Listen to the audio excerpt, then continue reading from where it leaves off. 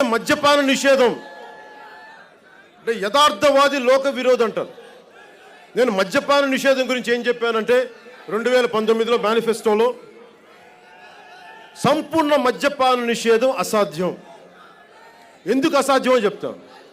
Vices అనేది అలవాట్లు, అలవాట్లు ఏదైనా పేరు పెట్టండి, మనిషికి అది బలహీనత. అన్నీ మంచిగా ఉండండి స్వామి, మీకు ఆరోగ్యాలు పాడవు, లివర్లు చెడగొట్టుకోకండి అంటే మేము తాగుతాం, లివర్లు చెడగొట్టుకుంటామంటే నేను అబ్కారీ శాఖ మా నాన్న కనీసం కల్తీ లిక్కర్ లేకుండా కొంచెం ఆరోగ్యాన్ని కొంచెం ఒక ఎక్కువ సంవత్సరాలు కాకుండా తక్కువ సంవత్సరాలు కాకుండా ఎక్కువ సంవత్సరాల్లో లివర్ పాడేలాగా మీకు హెల్తీ లిక్కర్ అమ్మాలని మేము ఒక అబ్కారీ శాఖ పాలసీ. కానీ వీళ్ళు కల్తీ లిక్కర్ అమ్ముతూ ఉన్నారు, ఎక్కడ పడితే అక్కడ చేసేస్తూ ఉన్నారు.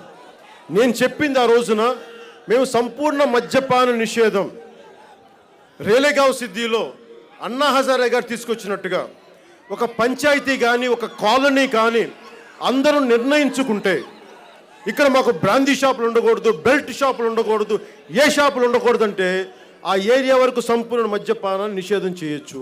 అలా అంచెలంచెలుగా రాష్ట్రం అంతా కావాలంటే చేయొచ్చు. కానీ ఒక అబద్ధం చెప్పి చెయ్యలేని చెప్పి నేను అలా మోసపుచ్చడం నాకు ఇష్టం లేదు.